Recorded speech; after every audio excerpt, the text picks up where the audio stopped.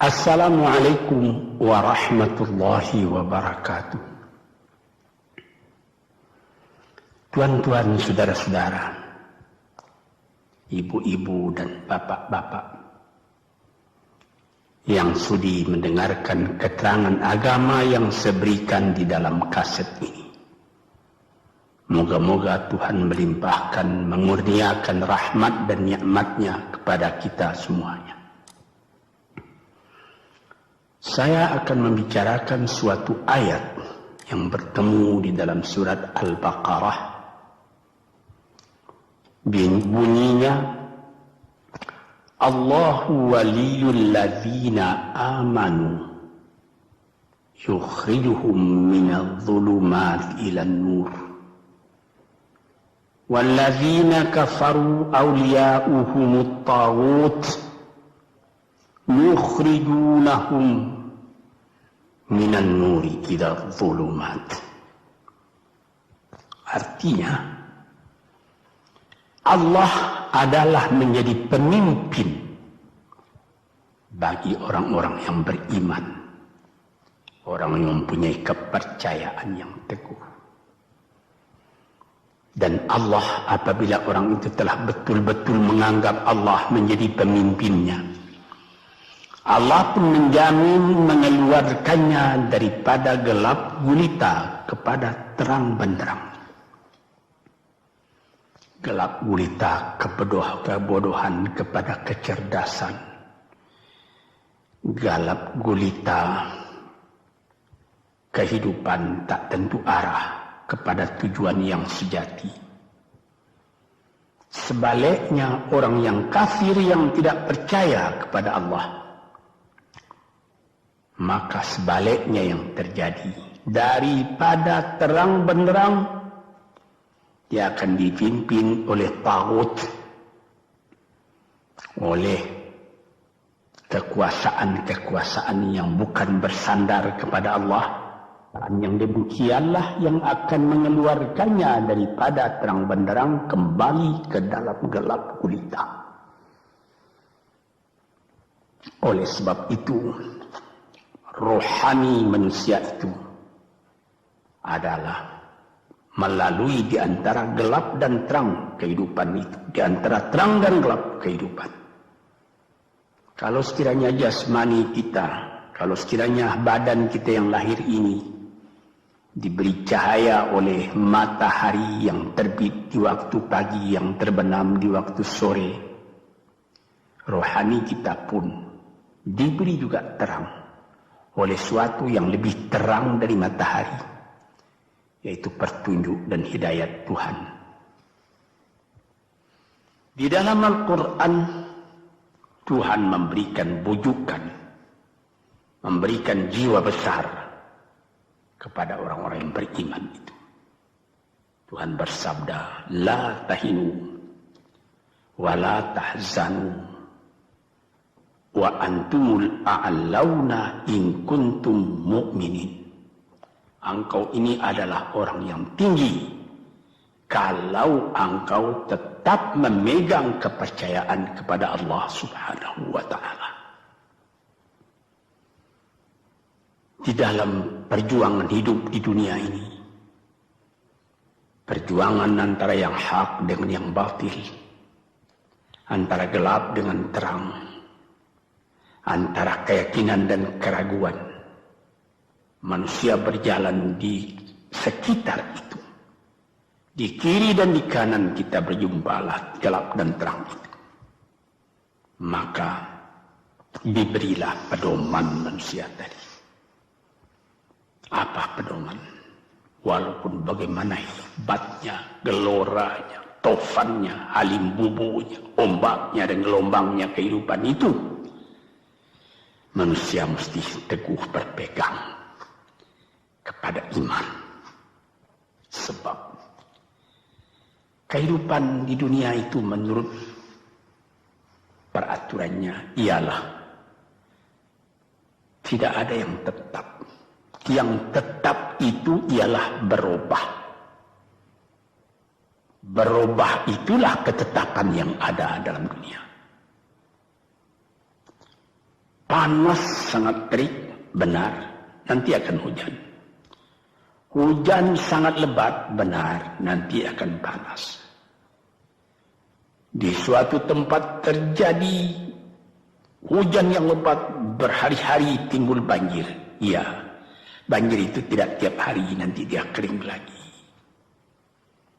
Di laut pun demikian pula. Ada pasang naik, tergenang ke atas. Besok pagi air itu sudah kering lagi, surut pasang. Begitulah kehidupan di dunia itu. Itu harus kita yakini supaya kita jangan terombang-ambing dalam kehidupan itu. Kalau kita sudah mulai terombang-ambing, tahu-tahu walaupun bagaimana terangnya hari gelap timbul dalam jiwa kita sendiri. Walaupun panas terik, kita berhujan. Hujan oleh keringat kita sendiri. Jadi yang penting di sini menjaga hati. Sampai Rasulullah Nabi kita Muhammad SAW, inna fil jasadi mudghatan, di dalam tubuh manusia itu ada suatu bekuan darah. Idza salahat salahal jasadu kulluhu wa idza fasadat fasadal jasadu kulluhu. Kalau ini segumpal daging baik, seluruh badan jadi baik. Kalau dia rusak, seluruh badan jadi rusak. Apakah itu? Hati. Hati. Kendali terletak dalam hati kita. Hati artinya penuh. Bukan saja berarti pada daging, tapi pada hati dari hati, isi dari hati, atau juga akal kita. Sebab itu, maka kalau satu waktu saya pernah mengajarkan doa yang mengandung 8 sifat-sifat lemah menghilangkan kemerdekaan manusia, hari ini saya pun akan mengajarkan doa yang diajarkan juga oleh Nabi. Bagaimana menjaga hati tadi. Di situ dalam doa itu ada tersebut 4 perkara. Apa disebut? Allahumma inni a'udzubika min qalbin la yakhsha'u wa min ilmin la yanfa'u wa min nafsin la tashba'u wa min du'a illa yusma'u. Jadi 4 perkara. Yang pertama, Allahumma inni a'udzubika min qalbin la yakhsha. Aku sangat berlindung kepada Engkau ya Allah, janganlah sampai terjadi hati saya itu tidak khusyuk lagi. Ini bahaya ini. Mulai bahaya mengancam kepada manusia. Kalau hatinya tidak khusyuk lagi, hati khusyuk yaitu hati itu tentu jelas tujuannya kepada Allah. Allah menjadi pegangannya. Allah menjadi bentengnya. Allah menjadi ingatannya. Allah menjadi tujuannya. Dan kepada Allah dia kalau sembahyang menghadapkan diri, menghadapkan hati, maka permohonan kita yang pertama kepada Tuhan, ya Tuhanku, janganlah sampai hati saya ini tidak khusyuk lagi. Sebagai orang Islam, kita sembahyang 5 waktu. Di dalam Al-Quran dikatakan sembahyang itu ialah khusyuk, terpadu ingatan kepada Tuhan. Tapi kalau kita sudah, hati itu sudah mulai ditumbuhi penyakit, walaupun sembahyang, mulai sejak Allahu Akbar, pikiran sudah menjalar kepada yang lain. Piutang belum menerima, utang belum terbayar, makanan belum masak, macam-macam lah yang teringat. Padahal kita dalam sembahyang. Ini apa arti sembahyang tadi lagi? Ini sudah mulai berbahaya ini. Banyak orang yang tidak meninggalkan sembahyang, tapi tidak ada bekas dari sembahyang itu kepada kehidupannya. Di dalam sembahyang kita baca inna salati wa nusuki wa mahyaya wa mamati lillahi rabbil alamin. Sesungguhnya sembahyangku dan ibadatku dan hidupku dan matiku sama sekali terserah kepada Allah. Ini dirasakan dalam hati, bukan cuma disebut di dalam mulut. Sebagaimana dikatakan, bukan jadi lip service sebagai satu tangan penggosok-gosok mulut, bukan begitu. Yang dari hati. Kalau sudah dari hati yang khusyuk, ini berbekas kepada kehidupan. Aku tak takut menghadapi segala keadaan dalam hidup, sebab hatiku bertali dengan Tuhan. Dari Tuhan aku datang, kepada Tuhan aku akan kembali. Ini namanya hati yang khusyuk. Tapi kalau sekiranya bacaan tetap fasih, tapi tidak ada lagi dari hati, melainkan rutin saja. Mayang 5 waktu sehari semalam, tapi tidak merubah kepada perangai, tandanya sembahyang tadi tidak khusyuk. Ini yang pertama kita minta kepada Tuhan. Janganlah sampai kita mempunyai hati yang tidak khusyuk, hati yang tidak teringat kepada Allah. Kalau hati tidak ingat lagi kepada Allah, maka segala pekerjaan yang terlarang sudah ringan saja kita mengerjakan. Menipu, berdusta, membujuk orang lain mengerjakan perbuatan yang salah, mencela, memaki, itu karena tidak ingat kepada Allah, cuma ingat kepada diri sendiri saja. Ini yang pertama. Yang kedua dikatakan, wa min ilmin la yanfa'. Dan aku berlindung kepada Engkau ya Allah daripada ilmu yang tidak memberi manfaat.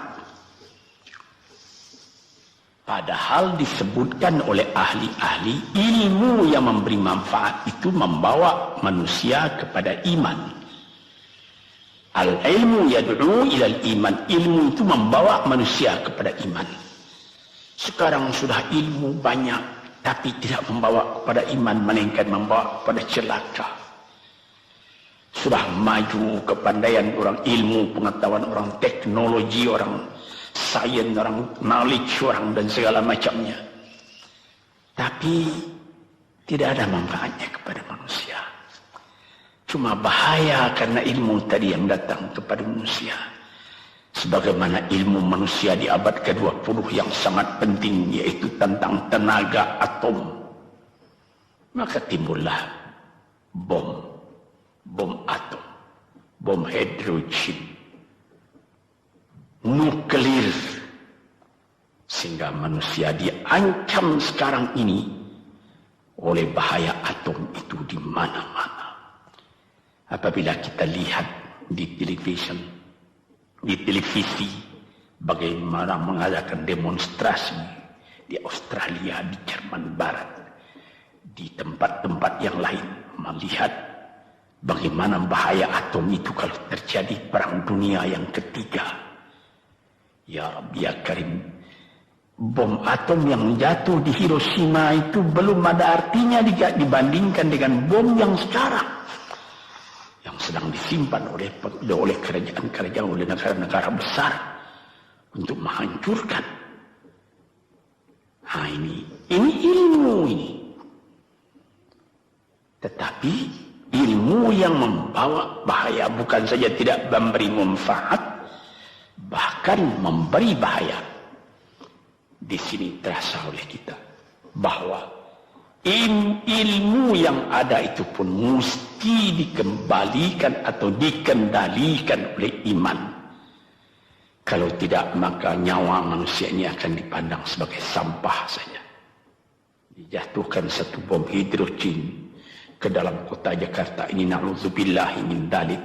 Umpamanya dimasukkan ke kota Jakarta ini, satu bom hidrogen saja itu sudah habis penduduk Jakarta yang lebih dari 5 juta ini. La haula wala quwata illa billah.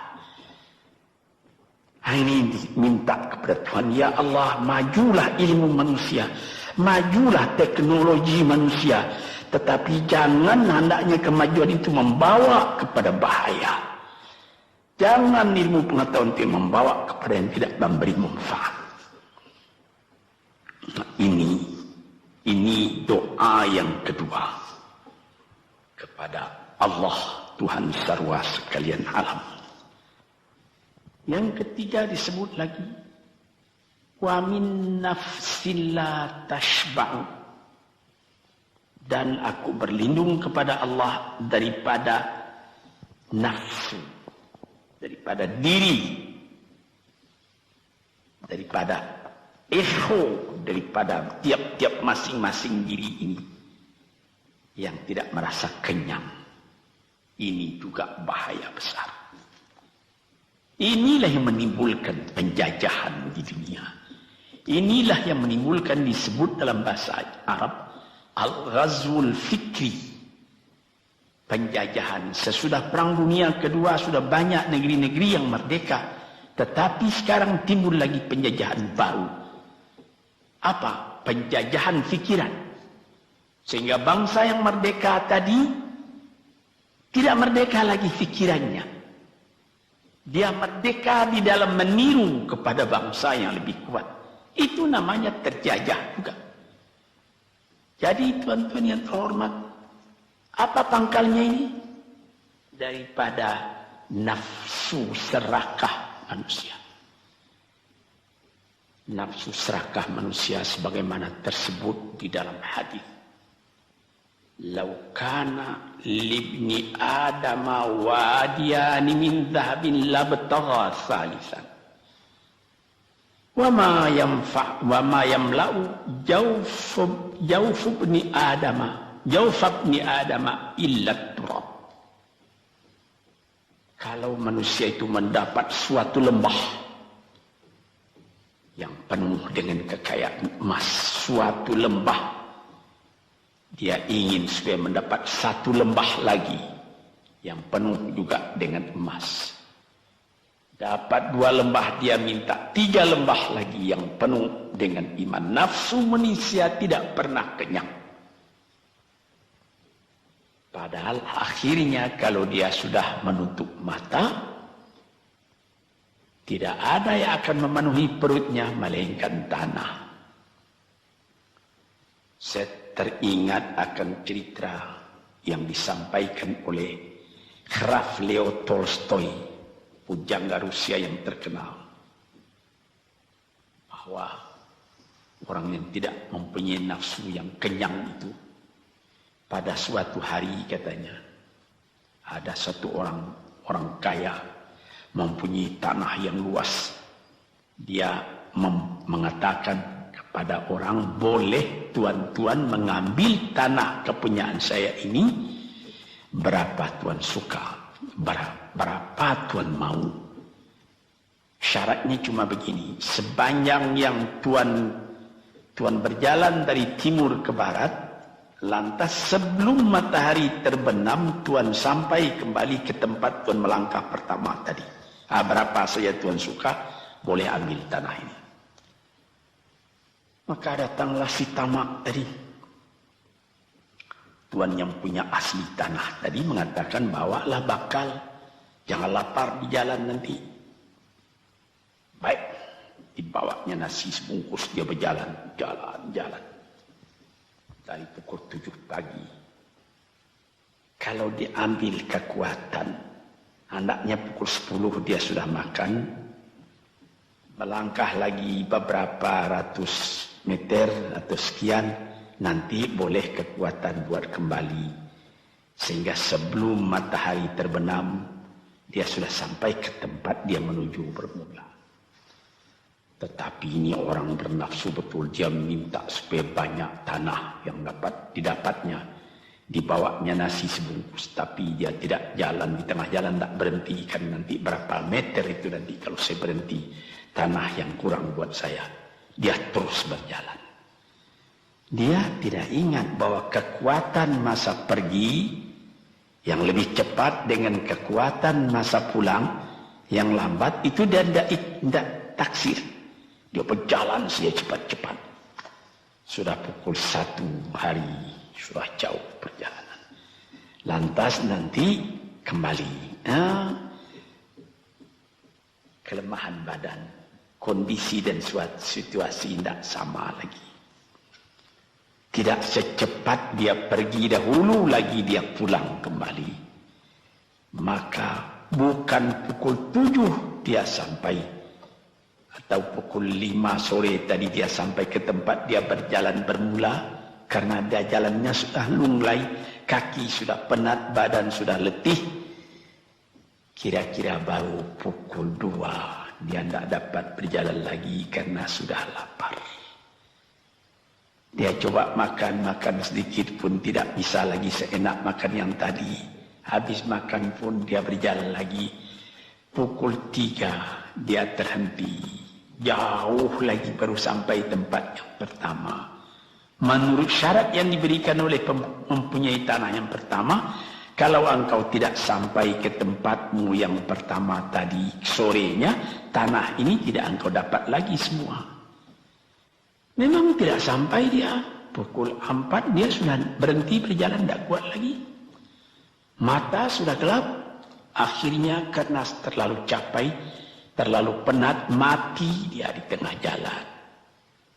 Berapa dia dapat tanah tadi lagi? Cuma sepanjang badannya untuk kuburannya, yang lain tinggal semua. Ini satu misal yang dibawakan oleh Graf Leo Tolstoy yang sesuai dengan hadis Nabi tadi. Nafsul la tashba. Diri manusia yang tidak pernah merasa kenyang. Kita berkehendak tidak berbatas. Tapi tenaga kita sendiri berbatas. Ini kali tidak difikirkan oleh manusia.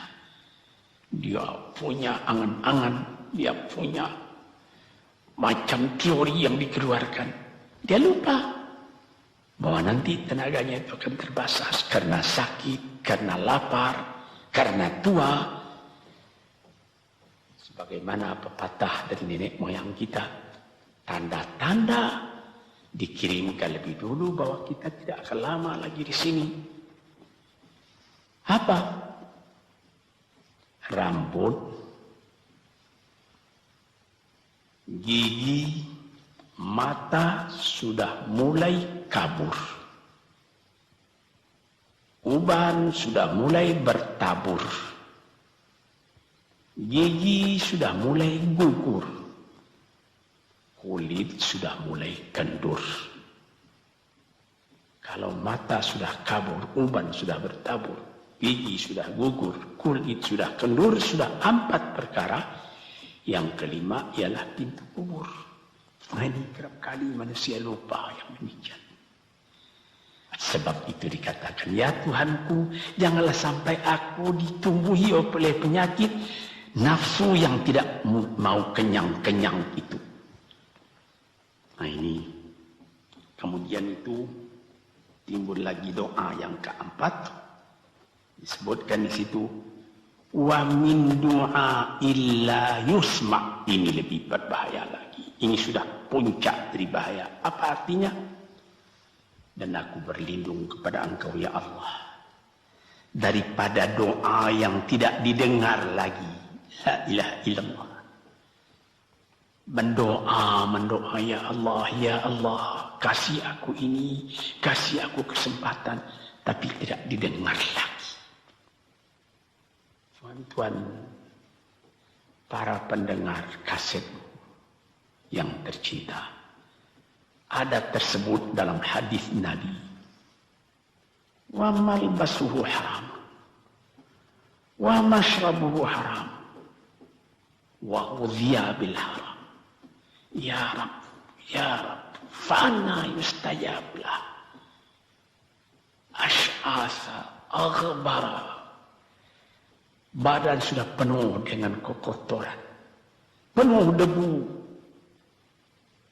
Yamudu ilaihi ila sama, menadahkan tangan keduanya ke langit. Ya Rabbu, ya Rabbu, ya Tuhanku, tolong aku, ya Allah, bela aku. Padahal yang dimakan haram, yang diminum haram, dibesarkan dengan yang haram.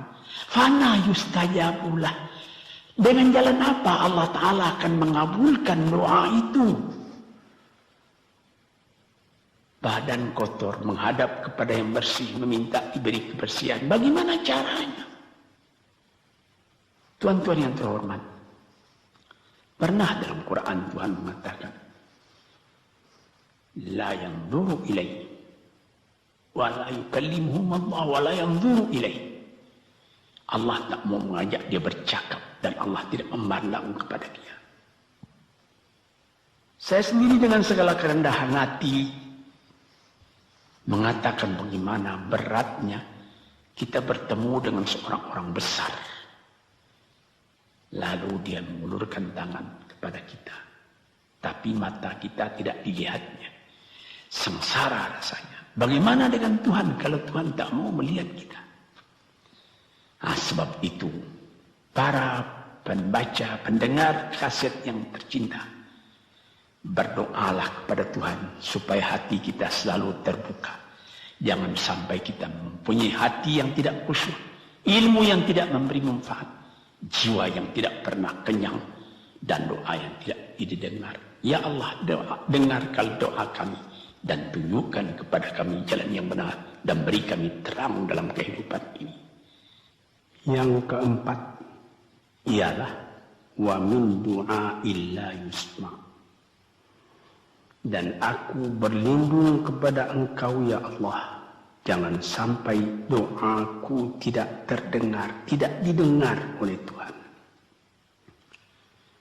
Sebagaimana kita tahu, doa itu adalah mukhul ibadah, tulang sumsum daripada ibadat kita sendiri kepada Tuhan. Segala perbuatan kita patrikan dengan doa, dengan harapan mudah-mudahan diizinkan oleh Allah. Disampaikan maksud kita, macam-macam yang kita minta kepada Tuhan. Tapi kalau doa itu sudah tak diperdulikan lagi oleh Tuhan, apa celaka kita, apa daya kita, apa upaya kita? Di sini kita melihat apa sebab maka doa tidak didengar oleh Tuhan, tidak diperkenankan oleh Tuhan. Tentu saja bukan dari salah Tuhan, melainkan dari salah kita sendiri. Di dalam Al-Quran dikatakan, Iyyaka na'budu wa iyyaka nasta'in. Al-Fatihah disebut, kepada Engkaulah kami menyembah, ya Allah, dan kepada Engkau kami minta tolong. Tapi dengan tidak sadar, kerap kali kita berbuat terbalik. Iyyaka nasta'in wa iyyaka na'budu, kepada Engkau kami minta tolong, lalu kepada Engkau kami menyembah. Minta tolong dulu baru menyembah. Minta tolong banyak-banyak tapi terima kasih tidak ada. Tentu saja tidak didengar oleh Tuhan. Di dalam satu hadis tersebut, Asy'atha al-Ghabbara yamuddu yadayhi ila as-sama'i ya Rabbu ya Rabb, wa mat'amuhu haram wa mashrabuhu haram wa malbasuhu haram wa ghudhiya bil haram fa anna yustajabu lah. Badan sudah kotor, sudah berkerunyut, kesusahan, kegelisahan kehidupan terbayang kepada tubuh sendiri. Lalu menadahkan tangan ke langit meminta kepada Allah, ya Tuhanku, ya Tuhanku. Bagaimana Tuhan bisa mengabulkan? Dengan pikiran yang kotor engkau menghadap kepada Tuhan. Kalau tidak terkabul, jangan Tuhan yang disalahi. Hatimu sendirilah salahi. Apa yang kau perbuat dalam kehidupan ini? Di mana terdesak engkau ingat kepada Tuhan. Di zaman kesenangan engkau lupakan Tuhan. Di dalam mendapat percobaan engkau merengek mengadu kepada Tuhan. Jiwa yang seperti ini janganlah sampai timbul pada diri kita sendiri. Saya sudah mengalami apabila saya berhadapan-hadapan dengan orang besar, saya ingin dia menghadapkan matanya kepada saya. Apa kabar saudara? Kabar baik. Dia lihat mata saya lihat mata dia. Tapi kalau ketika dia bersalam dengan saya, dia melihat kepada orang lain, bukan main sakit hati saya. Apa salah saya maka dia begitu? Mengapa tidak saya yang dipandang? Sedangkan dengan sesama manusia lagi begitu perasaan kita. Bagaimana dengan Tuhan? La yanzuru ilaihim wa la yukallimuhum. Allah tidak memandang sebelah mata kepada Allah, kepada kita. Allah tak mau bercakap dengan kita sepatah pun. Langit mana tempat kita bernaung, bumi mana tempat kita berpijak kalau sudah demikian keadaannya. Nah, ini yang dijaga tuan-tuan yang terhormat dalam doa keempatnya itu. Hati janganlah sampai tidak khusyuk. Ilmu janganlah sampai tidak memberi manfaat. Nafsu janganlah sampai tidak kenyang. Dan doa janganlah sampai tidak didengar. Saudara-saudara, moga-moga Allah memberikan kepada kita hati yang terang. Sebagaimana ayat yang mula-mula saya sebut tadi, Allahu waliyul ladzina amanu yukhrijuhum minadh-dhulumati ilan nur.